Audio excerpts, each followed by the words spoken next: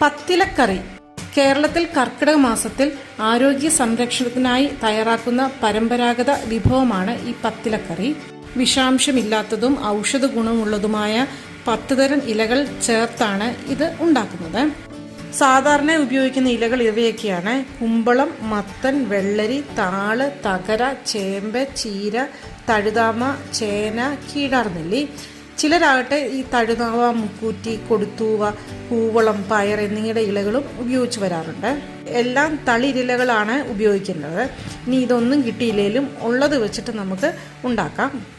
ഇലകളെല്ലാം 2-3 പ്രാവശ്യം കഴുകിയ ശേഷം വേണം ചെറുതായിട്ട് അരിഞ്ഞെടുക്കാനായിട്ട്.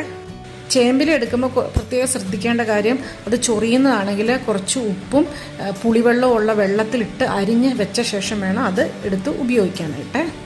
ചെറിയുള്ളി, വെളുത്തുള്ളി, പച്ചമുളക് ഇതും ചെറുതായിട്ട് അരിഞ്ഞെടുത്ത് വെക്കുക. ഇനി ഒരു കടായിൽ വെളിച്ചെണ്ണ ഒഴിച്ച് കടുക് പൊട്ടിച്ച് ഉള്ളി, വെളുത്തുള്ളിയൊക്കെ ചേർത്ത് കൊടുക്കാം. ഇതൊന്ന് സോട്ടായി വരുമ്പോൾ കുറച്ച് മഞ്ഞൾപ്പൊടി ചേർത്ത് കൊടുക്കാം. എല്ലാം ഒന്ന് സോട്ടായി വരുമ്പോഴേക്കും നമുക്ക് അരിഞ്ഞു വെച്ചിരിക്കുന്ന ഇലകൾ ചേർത്ത് കൊടുക്കാം. ഇതൊന്ന് ജസ്റ്റ് ആവി കയറിയാൽ മാത്രം മതി. പണ്ടുള്ളവർ ഈ കർക്കിടക മാസത്തിൽ പ്രത്യേക ഭക്ഷണ രീതി തന്നെ തുടർന്ന് വന്നിരുന്നു. അങ്ങനെയാണ് ഈ പത്തില വെക്കൽ ഉണ്ടായത്. നമ്മൾ സാധാരണ വെക്കുന്നത് പോലെ തന്നെ ഓരോരുത്തരുടെ ഇഷ്ടം അനുസരിച്ച് ഇത് വെക്കാം. ആവശ്യത്തിനുള്ള തേങ്ങയും ചേർത്ത് കൊടുക്കാം. തേങ്ങ ചേർത്ത ശേഷം നന്നായിട്ട് ഇളക്കി കുറച്ച് നേരം കൂടി ഒന്ന് മൂടി വെച്ച് വേവിച്ച ശേഷം നമുക്ക് ഉപയോഗിക്കാം.